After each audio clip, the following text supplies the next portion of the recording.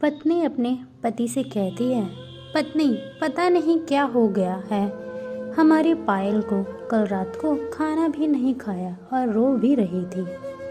अभी सुबह जगाने गई तो फिर से रो रही थी। वजह पूछी तो बस इतने ही कही, प्लीज़ माँ मुझे अकेला छोड़ दो। मुझे लगता है कि शायद उसे किसी ने प्यार में धोखा दे दिया है। डर लगता है कहीं वो खुद को नुकसान ना पहुँचाए। पति थोड़ी खामोशी के साथ बात कहता है, ठीक है मैं देखता हूँ। इतना कहकर वह अपने बेटी के कमरे में जाता है। पिता, पायल कैसी हो बेटा? बेटी, प्लीज़ पापा मुझे कुछ दिनों के लिए अकेला छोड़ दीजिए। पिता, ठीक है बेटा मगर एक शर्त है। बेटी, बोलिए। पिता, मैं तुम्हें एक बकवास कहानी सुनाता चाहता हूँ, तुम सुन लो तो फिर हम तुम्हें डिस्टर्ब नहीं करेंगे, ओके? बेटी, ठीक है सुनाइए। पिता, आज से करीब 20 साल पहले एक राजा हुआ करता था, बेहद अमीर। उनके 2 बेटे थे। बड़ा बेटा बेहद आज्ञाकारी और ईमानदार था। उस राजा को अपने बेटे पर नाज था।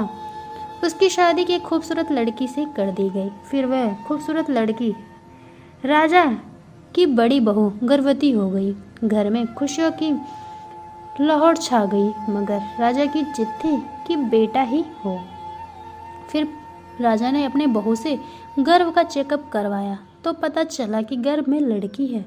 राजा ने बेटे को हुक्म दिया लड़की गिरा दी जाए। आखिर बेटा आज्ञाकारी का था तो ना कैसे करेगा, मगर पता नहीं उस पागल बेवकूफ़ को क्या सोचा कि 2 दिन बाद अपना राजपाट, धन दौलत, शानो शौकत सब कुछ छोड़ के अपनी गर्भवती पत्नी को लेकर महल से गायब हो गया।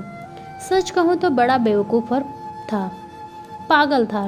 लोग बेटियों को बोझ समझकर गर्भ में ही नष्ट कर देते हैं और एक वह बेवकूफ़ पागल एक बेटी के लिए तमाम सुख सुविधाओं को छोड़कर भाग गया।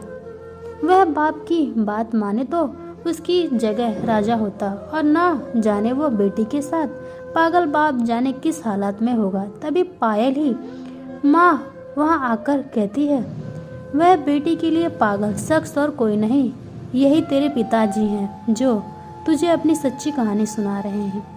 तू कहती है ना मम्मी, नाना नानी तो मैंने नहीं देखा। काश पापा अनाथ होते तो दादा दादी का चेहरा भी देख लेती। तो मेरे पापा अनाथ नहीं हैं। तू बड़ी होकर जिद ना करे दादा दादी से मिलने के लिए, इसलिए तुझसे सच छुपाया गया। फिर तेरे पापा ने तेरे पैदा होने के बाद एक कसम ली थी, तेरे अलावा दूसरा संतान कभी नहीं करेंगे। अखबार से इश्तहार देकर तेरे दादा दादी ने बेटी को लेकर ही वापस आने को कहा। मैंने भी जोर दिया वापस जाने को, मगर तुझे गोदी में उठाकर तेरे पापा ने बस इतना ही कहा, जिस घर में मेरी प्रिंसेस की हत्या का फरमान निकाला गया वहाँ एक राजा कैसे सांसें ले सकता है। अब नाराज अलग था, वहाँ का नज़रिया कुछ अलग हो गया था।